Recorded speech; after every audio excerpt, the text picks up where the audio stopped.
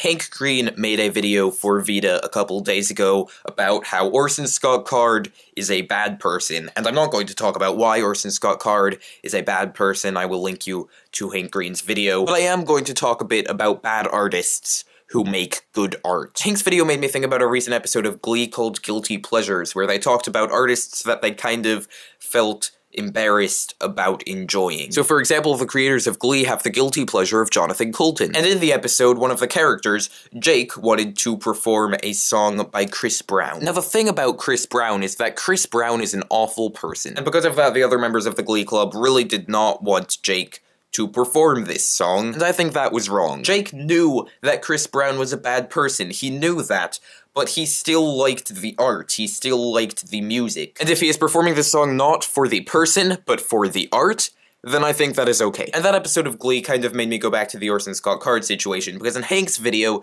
he said that he probably wouldn't go see the Ender's Game movie, and he didn't think people should give money to the Ender's Game movie. And the thing about the Ender's Game movie is that there are a lot more people involved in it than just Orson Scott Card. And probably a lot of those people are like Jake in Glee. They know that Orson Scott Card is a bad person, but they still like the art, and they want to be involved in that story. I also started wondering when this kind of crosses the line. Like, when an artist being bad crosses the line to making the art bad. And in one way, I kind of thought that if it was showing up in the art, if you could see that the message was bad, then that was when the art became bad, and you should no longer want to support the art. But then I realized that I don't even agree with that. I don't think that things have to have a positive message for them to necessarily be good art. Like, I think Sweeney Todd, for example, is a pretty good show, but it doesn't have any positive messages at all. And I don't think liking the art is ever bad, even if it does have a really bad message, even if its creator is a really bad person. I never think it is bad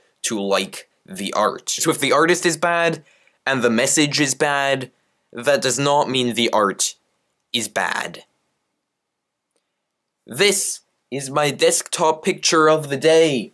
It is Voldemort. I am doing Vita this year, and the reason that you may not know that is that it is occurring across many channels. A lot of it is going to be occurring on my second channel, so I will link to a playlist of all of my Vita videos so far, and you can watch them if you want. Goodbye.